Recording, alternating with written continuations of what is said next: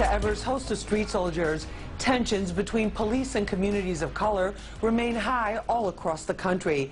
But here in New York, there are signs of progress. We brought everyone together for a town hall meeting we call Push for Peace.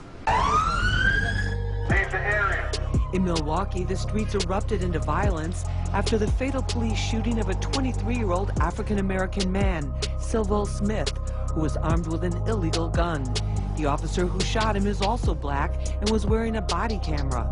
The police chief says the video, not initially made public, shows the shooting was justified. The young man lost his life yesterday afternoon. And no matter what the circumstances are, his family has to be hurting. Milwaukee leaders pleaded for calm, while at the same time acknowledging long-simmering anger and hostilities. There's problems, racial problems, here in Milwaukee, Wisconsin, that have to be closely, not examined, but rectified. The dismissal of charges against all 6 Baltimore police officers involved in the arrest and death of Freddie Gray seemed to justify frustrations with the legal system. Days later, the Justice Department released a scathing report that found the Baltimore Police Department routinely violated the rights of the citizens it was supposed to protect. Policing that violates the Constitution or federal law severely undermines community trust, and blanket assumptions or stereotypes about certain neighborhoods can lead to resentment of the police. In New York, the city is paying $4 million to settle a wrongful death suit brought by the family of AKAI Gurley. Peter Liang, the ex-NYPD officer who shot and killed Gurley in the stairwell of the Pink Houses in 2014, will personally pay $25,000. Liang is working off the 800 hours of community service he was sentenced to after being found guilty of negligent homicide. Every day the children ask about AKAI, and it's getting difficult to explain to a 2-year-old and a 5-year-old what's going on. Let me introduce our panel to you. The one and only Teray, hip-hop artist and radio host extraordinaire. Also with us is Kenyatta Stewart. He's a criminal defense attorney. The one and only TAMIKA Mallory, president of Mallory Consulting and a civil rights activist. Also with us, one of our Push for Peace original sponsors, Shanduke McFadder, president and founder of GMAC. Also with us, hip-hop artist GRAFH, Dr. DARRIN Porcher, former NYPD lieutenant and criminal justice professor. And also on the end here, NFL star Tony Richardson, former New York Jets. He's in the Kansas City Chiefs Hall of Fame. In terms of the temperature on the streets, we hear in the media, police, African-American community in a state of crisis. Is that a media hype or is that a reality? It's both, actually. It's plenty of media hype, but when you come out in these streets, there still is no community relations with our young people and law enforcement officers that's in our community. The most I can say is when it comes to some officers who are trained under community affairs, they have a different way of dealing with the community, but we have too many people who are not of our skin color, who don't live in our communities, who are dealing with us the same way. I think we're certainly at a crossroads that at this point we all know that the issues are very serious. There's no more trying to figure out whether or not there's racism, whether or not there's police brutality. What we've seen on these camera phones in the last several weeks and for the last several years has made it clear that there's an issue. Do you think police are getting a bad rap, or what are we talking about here? Majority of police officers or a small group of them? Well, or a culture? There is a cultural disconnect and connection with the police department. But we have to take in consideration, police are our first line of defense in the society we live in. However, they have a responsibility. Their responsibility is to police the public accordingly. People that live within these communities must be and need to be respected. Oftentimes with policing we have 2 components. We have the order maintenance, which primarily focuses on enforcement, and then we have the public servant piece, which deals with people on a day-to-day. 90% of all police work is service related. Service related meaning people from the community engaging with police officers for service issues such as car accidents, lost child, etc. But the overview of that is the level of respect. The order maintenance, which is only 10%, seems like it's getting the overwhelming majority of the police budgets. 90% of these police budgets are focused on order maintenance. However, only 10% of policing is order maintenance. But as we move forward as a community, ultimately, we have a responsibility. We have 8.5 million people, as citizens in the city of New York with a police force of only 30,000 people. 30,000 officers can only do but so much. And Darren, we're going to talk about what they're going to do. We need to take a short break. This is Street Soldiers, our Push for Peace Town Hall at Brooklyn Borough Hall. We'll be back right after this. For a lot of time, people in other communities outside the black community became aware of what was really going on to African Americans because of these cell phone videos. But then we had the Eric Garner case where people saw what happened on video, and yet that police officer is still being paid as a member of the NYPD, was not indicted by a grand jury. So there are a lot of people, Kenyatta Stewart as the attorney, that feel that, you know what, everybody thought the camera phone was going to be the game changer, and yet here it is, it's like same old, same old. All right, so there's 2 points, right? It's 2 points. It's the administrative aspect of it, right? So if an officer has an internal affairs complaint against him, who is making the decision on if it should be founded or not? Police officers. So if I got a police officer who has done something, and my friend here is making a decision on if what I did was wrong, well, guess what? Nah, he ain't do nothing. He all right. So and your friend who's going to may have to come and help you out one day and have your back. So I think one of the solutions is this. I think we need to come together and force there to be a mandatory change in the internal affairs process. Make the internal affairs process an elected process as well. Let there be somebody from each borough on the internal affairs with officers. You mean before it even, in other words, you're saying they're baking the cake before we even get to see it? Exactly. So yes, that's the administrative aspect. Let's find out, because Darren, weren't you in internal affairs? I was a lieutenant in the internal affairs bureau at for a NYPD. number of years. Yes. So what about what Kenyatta's saying? Well, let's keep I it can 100. understand it Keep it at 100. one point. I think that the process. Keep it 1,000. I think the that live audience here. You know the answer. I'm just saying. I think that the process should be more transparent. I've seen many officers that have come before me with cases that I felt should have been substantiated. However, they came up with a final recommendation of unsubstantiated. In terms of the level of transparency and an independent monitor, police trials are presided by someone that's appointed by the police commissioner. The police commissioner appoints someone as a trial commissioner, and that So isn't that what Kenyatta was saying? It's basically like having your friends... Hear me out. That's one of those things that I feel that the police officers shouldn't have the ability to appoint. I think that should be a mayoral or an attorney general's appointment. Why not just have them elected? Why not let the people decide who makes that decision? I don't know. I'm okay with that. But let me just say, let me throw this out here too. Just as coming at this from the opposite end, and I want to get some of these audience questions. We can say have an elected office, but let's be real. We've seen a lot of elected officials going off in handcuffs lately. I think we're getting too far off, especially when we talking about young people. They ain't got time. Ain't got time for all that. The bureaucracy and this paperwork and that and who should have. They ain't got time for that. Right now, it's hot in these streets, and we need to come with tangible solutions for them today, right? And teach them how to be able to deal with these interactions with these police officers, because things are happening in front of them. They're seeing no response, and nobody's getting in the ground and talking to them and telling them this is how you interact with these officers, because they see you as nothing.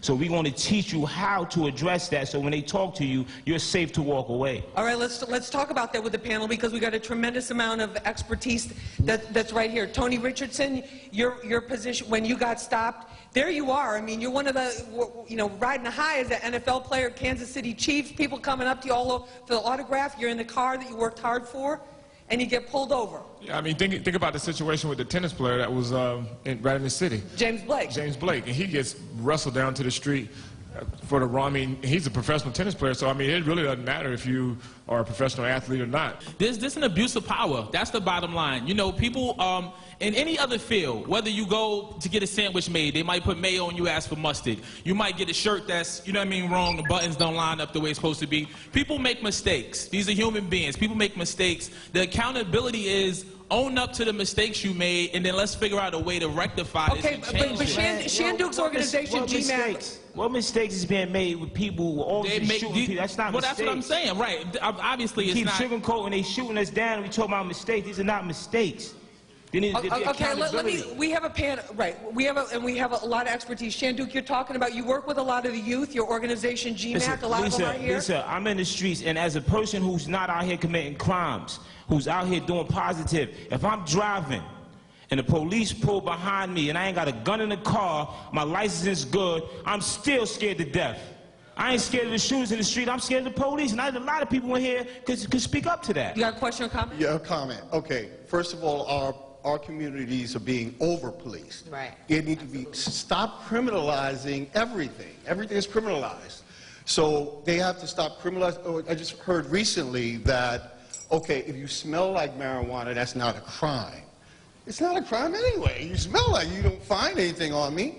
They're criminalizing everything, and it's easier to make their quotas in our communities where we don't have money, you know, so they don't go to the rich neighborhoods to enforce these crimes as much as they go to the poor communities to enforce these crimes where they can make their... Okay, let me ask Tony that, because he's been in all communities, rich and poor, as a man of color. What do you think about what he just said? More police in low-income and communities of color? Yeah, I mean, I think obviously I can't really talk on and speak on behalf of police, but I've been in neighborhoods both. I mean, so sometimes even living in a nice neighborhood, when the police come by, it's not like that I feel like I'm any safer. You know what I mean? So it's kind of, you know, even coming through, you know, in bad neighborhoods, sometimes you feel as though when the police comes through, he's coming through to wreak havoc. You know what I mean? That's how I feel as an African American. This is Street Soldiers Push for Peace. We'll be back right after this.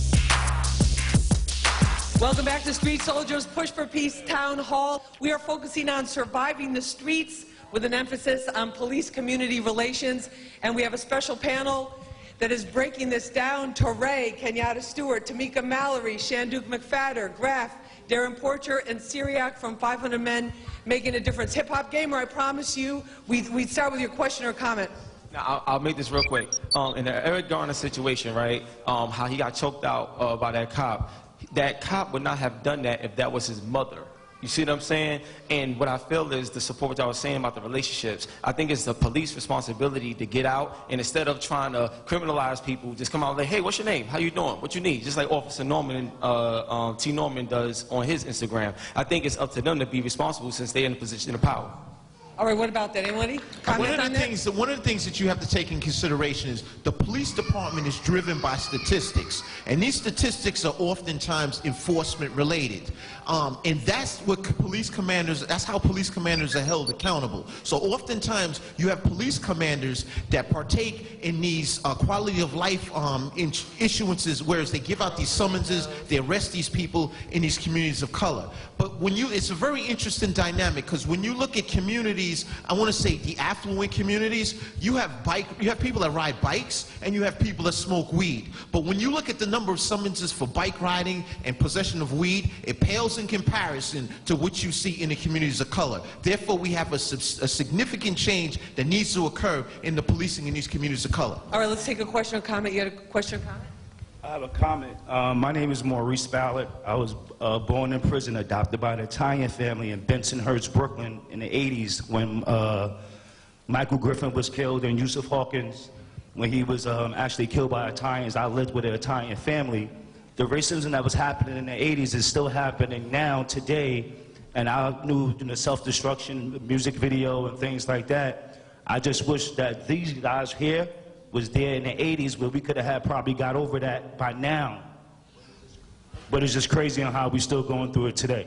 All right, some people say that, but you know, we had a guest on Street Soldiers, and she said, you know what, this is almost the same discussion taking place 30 years ago. She said it was very, very depressing. Tamika, solutions. It is. I mean, I can't say anything different. I'm going to go back to the same thing. You're saying we just keep dancing around what the big issue is. We keep dancing around the bigger issue. The bigger issue is we have voting power, we have spending power. And if we are not looking at those two issues as how we're going to correct these problems, it is not going to change. They can give us new commissioners, they can change, they can retrain. You cannot retrain racism.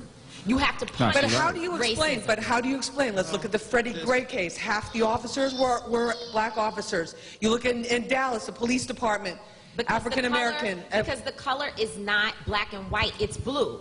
There's a color of blue that we are dealing with. So that means that trying to box it in, the only people who are the same consistent color are those of us who are on the side of the oppressed. That's the color that matters here, that Black Lives Matter. At the end of the day, Black people have to stop acting like we are somehow weak in this situation. We are very powerful. Yes. And we have to use what is at our disposal. We just talked on this during the break about the presidential piece and how we're going to vote for certain presidential candidates. Well, there are congressional races and city council races and state senate races that we also have to be focused on.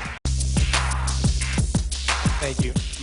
Thank you for everyone on the panel. My name is Cheyenne Bostock. I'm a relationship coach, and I deal with a lot on emotional intelligence. And I think that we need to have a conversation with our sons. I have an 8-year-old son, and I had to explain to him what emotional intelligence is. And all that means is being smart about the way you express yourself.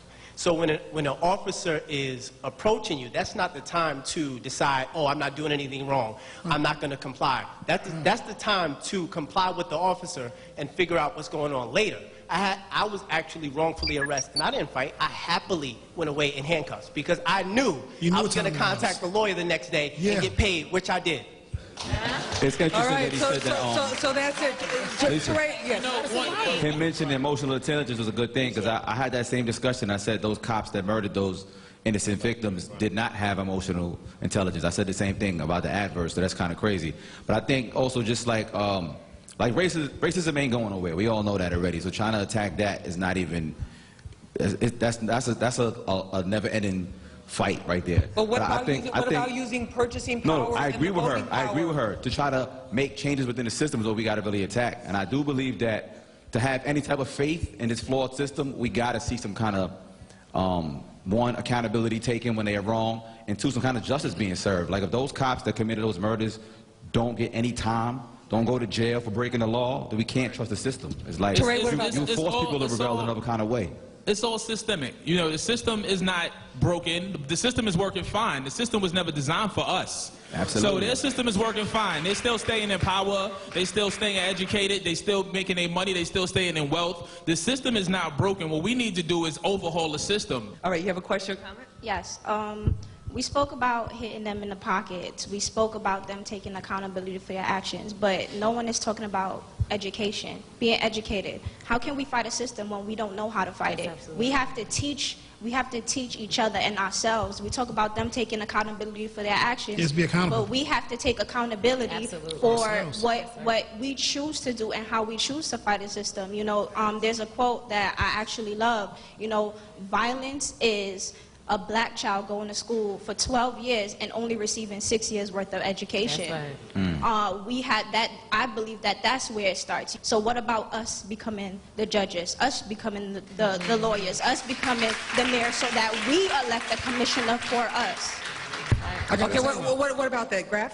I agree with her. Education is definitely a big part of that. How can we affect change? Police officers need to refer to people as human beings, as customers. Not subjects. As customers, not thugs, not subjects, not lowlives, not perps. That cultural change is something that's a constantly evolving process. And do they need to be rewarded? Should they be rewarded for their contacts and knowledge of the community? Absolutely, and that goes back to a qualitative assessment. And how you can assess the qualitative piece is when you sit down with an officer on a regular basis and you challenge them on a community contacts that they make. Those community contacts that they make shouldn't necessarily be community leaders, but how about the 15-year-old that hangs out in front of a building? Those are the people that oftentimes feel a level of disenfranchisement because the community leader has the access, but the people that just come out to play basketball, sit on a bench, that's the disenfranchised population that the police department has failed to address. All right, we're going to have to, I wish we had more time for this discussion because there's a lot of questions and comments from the audience I'm not going to be able to get to,